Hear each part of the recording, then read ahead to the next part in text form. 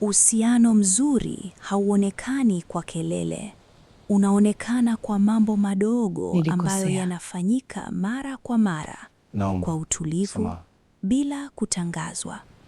Kuna utafiti uliofanywa na John Gottman, mwanasaikolojia ambaye amechunguza uhusiano wa kimapenzi kwa miaka zaidi ya 40, unaonyesha kwamba wanandoa wanaodumu si wale wasiokuwa na migogoro, ni wale ambao wana mfumo wa ndani wa jinsi ya kushughulikia migogoro hiyo. Mfumo huo hauonekani kwenye siku za sherehe, unaonekana kwenye siku za kawaida, siku za msongo, siku za uchovu, siku ambazo hakuna kitu cha kuvutia kinachoendelea. Hii inabadilisha swali tunalouliza kuhusu mwanandani. Si swali la je, ananipenda, bali swali la je, ana mfumo wa ndani ambao unatuwezesha kukua pamoja kwa muda mrefu.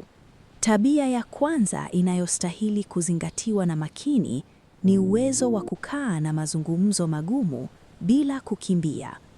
Hii inaonekana rahisi kusema, lakini ni nadra kupata.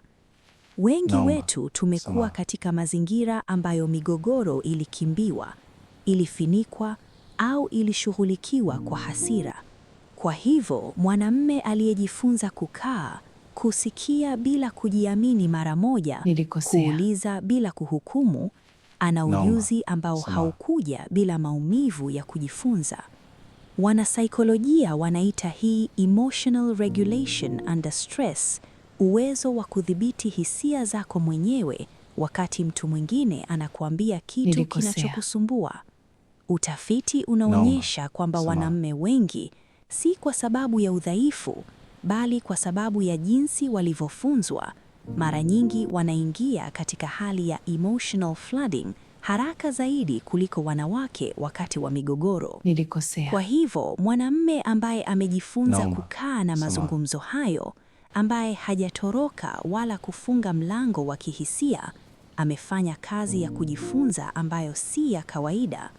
Tabia ya pili ni kuheshimu mipaka yako bila kulazimishwa. Hii ina nuance muhimu. Si mwanamume anayekubaliana na kila kitu unachosema. Hiyo si heshima, ni ukosefu wa utu wake mwenyewe. Bali mwanamume ambaye anaona mipaka yako, wakati unaposema sihisi vizuri na hilo, au nahitaji wakati wangu, na anaitikia kwa uzito, si kwa hasira wala kwa kudharau. Katika mazingira mengi ya kitamaduni, ikiwamo na baadhi ya tamaduni za Afrika Mashariki, mwanamke aliyeeleza mipaka yake wakati mwingine amechukuliwa kama mkali au asiye na upole. Kwa hivyo, mwanamume anayeona mipaka yako kama sehemu ya kukuheshimu, si kikwazo, anakuonyesha kitu muhimu sana. Anaona utu wako wote, si sehemu yake tu. Tabia ya tatu inahusiana na kitu ambacho utafiti kisaikolojia kinaita secure attachment, usalama wa kihisia anaokupa bila masharti ya siku ya leo. Yaani, upendo wake kwako hautegemei mhemuko wake wa siku ya leo. Haustawi tu siku anapokuwa na furaha na kupungua siku anapokuwa na msongo. Una uthabiti. John Bowlby, baba wa nadharia ya attachment, aliandika kwamba binadamu wote wanahitaji mtu mmoja angalau ambaye anaweza kukimbilia bila hofu ya kukataliwa. Mwanamume anayekupa usalama huo, si kwa maneno makubwa, bali kwa uwepo wake wa kudumu, ni mtu adimu. Kwa sababu kutoa usalama wa kihisia kunahitaji mtu kwanza awe na usalama wa kihisia ndani yake, na hilo si jambo watu wengi wameweza kulifanikisha.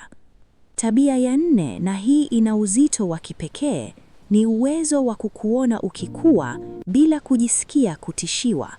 Hii ni dhana ambayo mara nyingi haizungumzwi wazi.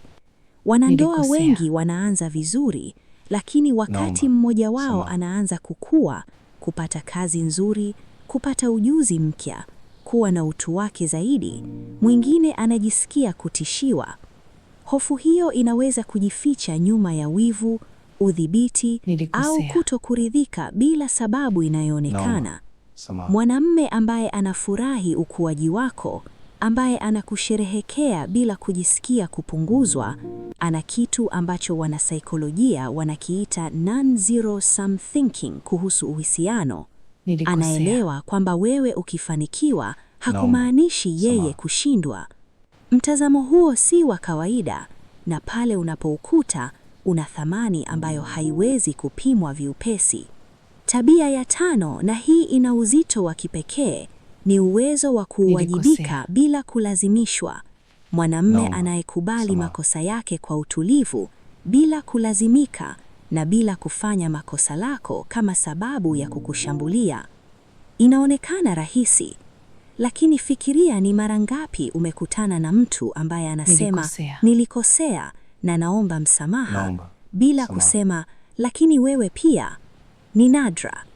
Brené Brown, mtafiti wa aibu na uwajibiko, anaandika kwamba uwajibiko wa kweli kunahitaji mtu kwanza kukubali kwamba makosa yake si sawa na yeye kuwa mtu mbaya.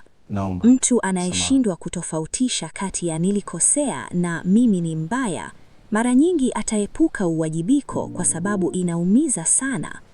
Mwanamume aliyepita hatua hiyo ya kujua, anaweza kukwambia nilikosea bila drama, bila kulipiza, bila kutoroka. Tabia hizi 5 hazimaanishi mtu mkamilifu. Zinamaanisha mtu anayefanya kazi ya ndani, mtu ambaye amechagua kwa makusudi kuwa aina fulani ya mwenzi. Na hiyo ni tofauti kubwa. Kwa sababu tabia hizi hazitoki kwa bahati, zinatoka kwa mtu aliyeuliza maswali magumu kuhusu nafsi yake na akaendelea hata pale majibu yalipokuwa mazito. Unapompata mtu kama huyo, si mkamilifu, bali mwenye nia ya kweli ya kukua, thamani hiyo inastahili kutambuliwa. Kama mazungumzo haya yalikugusa mahali pasipo, shiriki na mtu ambaye unafikiri anahitaji kuyasikia.